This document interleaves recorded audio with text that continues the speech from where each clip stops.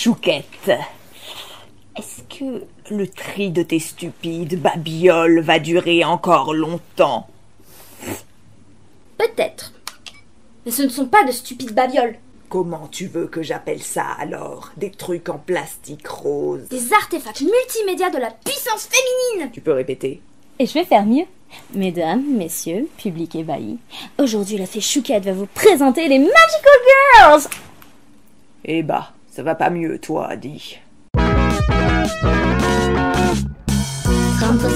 de rôles parlants, 23% de premier rôle à l'écran, moins de 10% de réalisatrices, d'échecs moins gros pour les actrices. Oups, oui c'est vrai, ça en dit long, mais avec un peu de passion. Moi fée Chouquette, je vais vous montrer des personnages super stylés. Et moi lundi je vais râler surtout parce que sans déconner le progrès est mou. On veut des rôles non blancs, non binaires et non et on veut tout ça sous une pluie de paillettes.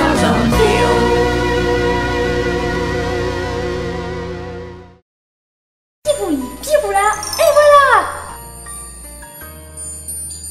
L'archétype de la Beautiful Fighting Girl, analysé par Saito Tamaki dans le livre du même nom, est typique des médias japonais. En Occident, l'équivalent le plus proche serait l'Amazone, plus mature. La culture otaku regorge de vierges guerrières au visage moé, mignon. Et parmi elles, il y a les Magical Girls. Objet de fantasme lié au Lolita complexe, prétexte au panty shot, plan culotte gratuit. Les Magical Girls, c'est un peu la version 2.0 nippone de la soubrette ou bunny girl de Playboy. Une femme enfant avec plein de paillettes. Sauf que c'est plus compliqué que ça. Parce que c'est toujours plus compliqué que ça. La première Magical Girl japonaise, c'est Little Witch Sally, une création de Yokoyama Mitsuteru, qui remonte à 1966 et était inspirée de Ma sorcière bien-aimée, une sitcom américaine où la sorcière bien-aimée est une housewife des familles qui résout les problèmes en remuant son nez. Dès le début, on voit chez la Magical Girl le paradoxe de la femme de pouvoir à qui on donne à faire des tâches ménagères. Dorémy c'est très bien, mais faut voir ce qu'elles font de leur magie dans les faits. Cuisine, nurserie ou chant mortel. Mais Sally a été rajeunie par rapport à la version américaine. Elle a donc gagné en indépendance d'une certaine façon, puisqu'elle a pas de mari. Les Beautiful Fighting Girls et les Magical Girls incarnent, de par leur jeune âge, une certaine innocence, mais surtout une certaine liberté. Elles ont un avenir plein de possibilités. Mais ce jeune âge, c'est aussi très Lolita. Elles sont plus jeunes, plus candides et donc plus influençables, non? Et là, tu vas me dire que c'est plus compliqué que ça. C'est plus compliqué que ça. Dans les faits, les Magical Girls, même quand on limite leurs exploits à la sphère du foyer, montrent un réel pouvoir d'action. Souvent, elles résolvent des problèmes d'adultes grâce à leur pouvoir. La transformation des Magical Girls en soi est une maturation momentanée. Les Magical Girls se transforment depuis Little Witch Sally dans les années 60 où elles changeaient simplement de robe dans un éclair de magie. Mais tous les tropes des transformations de Magical Girls se sont vus établis dans Cutie Honey une dizaine d'années après Little Witch Sally en 1973. Et si toutes les transformations ne sont pas aussi sexualisées les unes que les autres, disons que dans Cutie Honey, enfin jugez par vous-même, cet apogée hypersexué de la transformation se verra parodié, et notez les guillemets, par le studio Gainax dans deux animés, Panty et Stocking et Kill la Kill. La notion de parodie est assez ambiguë. Une fois transformées, les Magical Girls font plus que leur âge, deviennent des adultes avec leurs pouvoirs, mais elles les perdent et perdent leur apparence plus mature en redevenant de simples ados une fois la magie dissipée. Elles sont prises dans un cycle maturation-juvénilisation. Le hic, c'est que ces séquences supposées empouvoirantes sont aussi très sexualisées. On suggère un téton, un sexe dans un flou pailleté. Et les Magical Girls vivent une extase érotisée et un orgasme. Et tout ça est mis en scène façon male gaze avec un découpage des parties du corps les plus intéressantes. Bon, je dois avouer, c'est de la réification. Mais sois honnête 2 minutes. Quand tu regardais ça quand t'étais petite, tu voyais quelque chose de sexuel? Quand j'étais petite, je regardais M le maudit et le cabinet du docteur Caligari en boucle. Pas ces machins-là. Ok. Pouvoir du prisme, transforme-moi. Le truc, c'est que la Magical Girl tire de son costume et de sa sexualité une source de puissance. C'est comme le reste. Elle devient une super-héroïne grâce à des éléments féminins habituellement dénigrés, car jugés trop superficiels, mais si glorifiés. Ça ressemble à un doux mensonge pour que les petites filles restent dans la cuisine et deviennent sexy. Peut-être pour certaines Magical Girls, mais on a une époque où beaucoup de codes ont été brisés. Regarde, rien que pour la transformation, dans Cardcaptor Sakura, l'héroïne change de costume à chaque épisode et c'est sa richissime amie Tomoyo qui les lui fournit. Les Magical Girls ont traversé une vraie révolution dans les années 90 aussi. Avec Sailor Moon, elles se sont mises en bande, ce qui leur a permis de ne plus être simplement de gentilles petites filles, mais de développer chacune leur propre caractère. Et comme Bunny Rivière, merci la VF, d'avoir le droit à l'erreur. C'est une vraie gourdasse, cette Bunny. Mais elle rompt avec le cliché de la petite fille parfaite.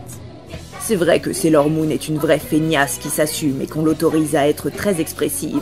Une leçon que les animateurs Disney devraient aussi apprendre. En plus, dans sa team, les filles sont nombreuses et variées, et dans le paysage médiatique où les garçons sont majoritaires, c'est cool d'avoir plus de modèles, et même des lesbiennes. Merci, Kuniko Ikuhara. Le gars a pondu plusieurs séries qui détournent les tropes des Magical Girls classiques et vont plus loin dans les enjeux, en particulier Utena, une œuvre très queer et symbolique sur la quête d'identité. Parce que c'est ça aussi la Magical Girl, une adolescente à double identité, en quête d'identité. Comme un super-héros. Et c'est ce qui la rend fascinante et qui permet de s'identifier. La Magical Girl a souvent des aventures très gentillettes. Et encore, regardez Princesse Tutu, Madoka, Utena, Mawara Penguin Drum, ou encore la très trash série Panty et Stocking. Mais même dans les séries gentillettes, on recule rarement devant les émotions intenses. Spoiler, Gigi meurt à la fin. Sakura est orpheline et on apprend au compte-gouttes des informations sur sa mère. Et dans Madoka, Yama... Chut, va pas spoiler Madoka! Ça date de 2011, y a prescription. Clé du sceau sacré, je te somme d'apparaître! Je te l'ordonne! Tout ça pour dire que les Magical Girls sont des archétypes complexes, mais avant tout des héroïnes puissantes et de vraies sources d'inspiration. Malgré les panty-shots. D'ailleurs, l'explosion du phénomène Magical Girl à l'international a eu lieu dans les années 1990, quand les revendications féministes des Riot Girls se sont transformées en médiatique et pailletées Girl Power. Qui pousse à un consumérisme débridé. Sailor Moon kiffe le shopping et c'est une constante dans ses copies occidentales. On soigne les tenues et fanfreluches, que ce soit dans Princesse Starla, les Winx, jusqu'à Ladybug et Mon Petit Poney qui intègrent plein d'éléments des Magical Girls. Après, le shopping est devenu quelque chose de plus créatif aujourd'hui. Tu cites Ladybug et Mon Petit Poney. Bah, Marinette et Rarity sont des fans de mode, mais ce sont avant tout des créatrices, des stylistes. Oh le post-moderne, ma petite Lali. Regarde, même la BD gothique que tu lis détourne certains codes de la Magical Girl. Courtney Crumrin, tu plaisantes, c'est l'histoire d'une petite fille qui découvre qu'elle a des pouvoirs magiques et...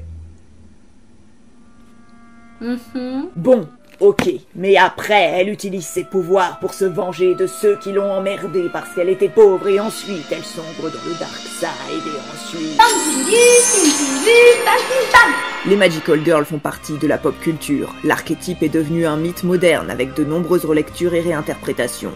C'est pas tout blanc, tout noir. Les Magical Girls ont des talons, des paillettes et des super culottes, mais elles ont surtout du pouvoir. Et le genre comprend des œuvres qui vont même bien au-delà de ça. En gros, ça dépend des auteurs et de ce qu'ils font de la formule. Aujourd'hui, on a même des garçons Magical Girls, comme le héros de Shizo ou Steven Universe, qui tirent tous les deux leur pouvoir d'éléments codés super féminins.